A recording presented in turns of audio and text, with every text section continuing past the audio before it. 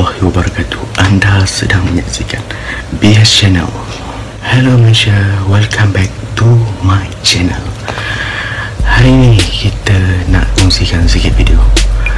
Anda pernah tahu mu'alaf Malaysia? Anda pernah dengar apa kata mu'alaf? Mu'alaf adalah orang yang bukan Islam, baru memeluk Islam, iaitu saudara baru, itu dipanggil mu'alaf.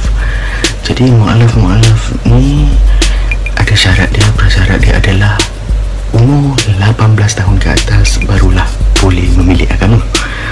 Jadi kalau dia ingin convert, segala convert apa agama kepada apa agama sekalipun, adalah syarat dia adalah 18 tahun ke atas baru boleh convert. So anda pernah dengar mu'alaf menjadi pendakwah pada hari ini? Ramai antaranya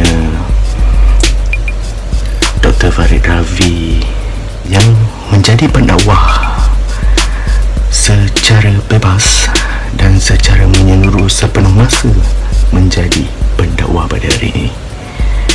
Jadi kita akan kongsikan sedikit video apa yang membuatkan mereka memeluk Islam, apa penceritaan yang berlaku dalam kehidupan mereka. Lebih kurang sama. Dia tak ada letak gambar apa ke, gambar objek ke, patung ke apa, tak ada. Kalau di kampung memang nampak kehidupan tu begitu. Satu. Keduanya, jawab azan.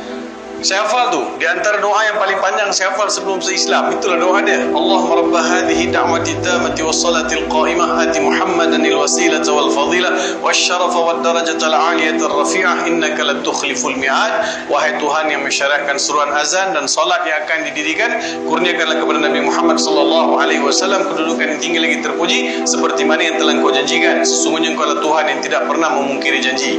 Yang tu saya hafal masa saya nama Ravi lagi, tuan-tuan, darjah 5. Saya punya seronok, dengar, hafal. Ya, alhamdulillah. So seronok dengan Islam, seronok dengan bacaan-bacaan. Sebab saya nampak Islam ni, masa tu lagi saya nampak dah, ibadat dia ada sistem. Fikir, bila lalu tepi surau, lalu dekat masjid, orang solat sama-sama, ada seorang imam kat depan, makmum di belakang. Apa yang imam buat, makmum semua ikut. Lepas tu pergerakan, yang orang perempuan pula semua pakai tudung, semua pakai putih, yang lelaki pula nampak kemas saja. Saya kata, menariklah cara orang Islam ibadat. Menarik. Masa tu darjah 5, darjah 6 saya dah suka dah. Lepas tu habis darjah daripada sekolah rendah ni masuk sekolah menengah. Bila masuk sekolah menengah, saya masuk lagi kelas pendidikan Islam. So ini saya masuk kelas pendidikan Islam ni pula, masa tu ada cabaran. Cabarannya, bila saya minta dengan kawan-kawan, saya kata, kau tolonglah bagi tahu dekat ustaz yang mengajar subjek pendidikan Islam, aku nak belajar subjek ni, aku nak belajar Islam ni. Kawan-kawan saya ni yang sama kampung dengan saya dulu, sekolah menengah Sungai Chol, sekolah menengah kebangsaan Sungai Chol. So kawan-kawan ni pergi bagi tahu dekat ustaz. Nama ustaz tu Ustaz Ali. Ustaz Ali ni orang Terengganu. Jadi zaman tu memanglah ustazah mesti beramai Kelantan Terengganu masa tu kan. Jadi ustaz tu Ustaz Ali nama dia. Jadi kawan-kawan bagi tahu dekat Ustaz Ali, kerana ada kawan kami nama Rabi, dia nak belajar Islam, dia nak belajar kelas pendidikan Islam. Jadi apa kawan ni, apa ustaz cakap, ustaz kata bawa dia jumpa. Saya pun pergi jumpa Ustaz Ali. Ustaz Ali kata, betul ke Mung nak belajar? Betul Ustaz. Mana nak buat ni, kata. Berat ni. Kita pun duk biasa lagi ni, kita cakap dengan Wan, kita pun duk biasa, tak biasa lagi. Lepas tu dia pun tekadkan hati dia bawa saya jumpa pengetua. Saya kata ada harapan ke jumpa pengetua? Sebab jumpa pengetua Cina. Pengetua Cina kata, ini macam banyak susah. Lepas tu pengetua tak nak handle kes tu, pengetua transfer kes tu pergi kepada penolong pengetua. Penolong pengetua merangkap guru disiplin. Zaman tu tuan-tuan rasa ada tak siapa-siapa yang berminat jumpa guru disiplin? 85, 86 ada tak? Zaman tu guru disiplin bawa rotan, tak pernah tinggal rotan. Tak kena jadi piak, tak kira. Dulu kan. Dah lah guru disiplin, penolong kanan merangkap guru disiplin. Nama dia Cikgu Gunalan.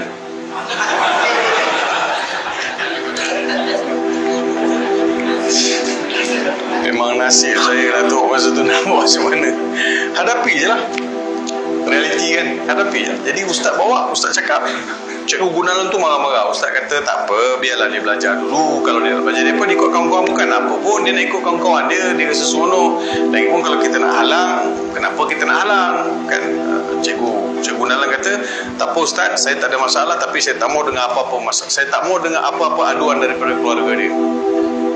So Cikgu Gunalan bagi warning. Saya masuklah pendidikan Islam, masuklah duduk dengan Ustaz Ali ni, belajar. Ustaz Ali cerita banyak kisah-kisah Nabi. Saya tertarik dengan kisah Nabi Ibrahim alaihissalam. So dalam Quran ni ada banyak kisah Nabi. Kita nak kisah Nabi ni, banyak Nabi-Nabi yang Allah Subhanahu Wa Taala masukkan dalam Al-Quran, yang kebanyakan Nabi-Nabi kerja mereka mengajak kaum dia kepada Allah Subhanahu Wa Taala. Tapi dalam banyak-banyak Nabi ni, Nabi Ibrahim dia ada keunikan, dia ada keistimewaan. Nabi Ibrahim alaihissalam, orang Yahudi kata, Nasrani kata Ibrahim itu adalah Yahudi. Yahudi kata Ibrahim itu adalah Yahudi. Nasrani kata Ibrahim adalah Nasrani. Allah Ta'ala sebut, وَمَا كَانَ إِبْرَاهِيمُ يَهُودِيًّا وَلَا نَصْرَانِيًّا وَلَكِنْ كَانَ حَنِيفًا مُسْلِمًا. Nabi Ibrahim ini tidaklah seorang Yahudi dan tidak pula seorang Nasrani, akan tetapi dia adalah Hanifan Muslimah, seorang yang telah tercenderung hati dia kepada Islam, dan penganutan dia adalah penganutan kepada agama Islam, penyerahan dia kepada Tuhan semesta alam. So that is very clear. Kalau tuan-tuan baca Al-Quran, surah Al-Baqarah ayat 124, dia start sebut nama Nabi Ibrahim. Dalam surah Al-Baqarah 124 dia nama Nabi Ibrahim alaihissalam. Kalau tuan-tuan lihat satu-satu surah, bila sebut Nabi Ibrahim dia tak ada ya. Ibrahim, patutnya alif ba ra alif ha ya mim. Ibrahim. Kalau tuan-tuan perasan surah Baqarah, ha dia tak ada ya, terus mim je. Perasan tak? Perasan tak? Kau dah hafal ni tak perasan kot. Tak perasan lah tu, saya percaya. So dia boleh baca dua riwayat. Dalam surah Baqarah saja Nabi Ibrahim dia boleh baca dengan dua riwayat. Riwayat pertama baca Ibrahim, riwayat kedua baca Ibrahim. Satu Ibrahim, satu Ibrahim. Kenapa Allah Ta'ala tak turunkan dengan ya? Kenapa tak ditulis dengan ya? Sebab dibaca dua wajah. So boleh baca Ibrahim, boleh baca Ibrahim. Jadi bila orang Yahudi dengar surah Al-Baqarah, surah Al-Baqarah pula turun di Madinah. Bila Nabi Muhammad SAW baca dalam solat surah Al-Baqarah, bila sampai dekat nama Nabi Ibrahim AS, Ibrahim, sebab dalam Taurat dan Injil juga sebut Ibrahim disebut. So Nabi Ibrahim ni ada keunikan. Allah Ta'ala sebut Khalilullah. Ibrahim Khalilullah. Khalil ini asal perkataan khullah, yang membawa maksud khullah ini maksudnya terlalu sayang dan terlalu cinta. Kalau cawan ini diisi air sampai melimpah-limpah, itulah di khullah. So cinta dan sayang Allah ke atas Ibrahim ni melimpah-limpah, sehingga Nabi Ibrahim digelar sebagai Khalilullah. Mana ada Nabi yang dapat gelaran Khalilullah? Nabi Ibrahim dapat gelaran Khalilullah. Kita dalam solat tuan-tuan, doa iftitah, inna salati wa nusuki wa mahyaya wa mamati lillahi rabbil alamin, doa Nabi Ibrahim tu. Doa Nabi Ibrahim alaihissalam dalam solat, dalam tahiyat akhir, Allahumma salli ala Muhammad wa ala ali Muhammad kama sallaita ala Ibrahim wa ala ali Ibrahim wa barik ala Muhammad wa ala ali Muhammad kama barakta ala Ibrahim wa ala ali Ibrahim fil alamin innaka Hamidun Majid. So selawat Ibrahimiyah kita sebut kan? Selawat Ibrahimiyah kita sebut Allahumma salli ala Muhammad wa ala ali Muhammad kama sallaita ala Ibrahim. Selawat dan sejahtera ya Allah ke atas Nabi Muhammad seperti mana selawat dan kesejahteraan yang kau berikan ke atas Nabi Ibrahim.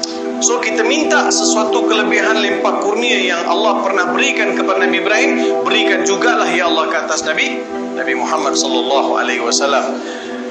Dia, kalau saya nak bagi analogi yang lain, Kalau kita beli rambutan sekarang, musim rambutan kan, musim rambutan sekarang, orang beli rambutan balik makan, manis rambutan.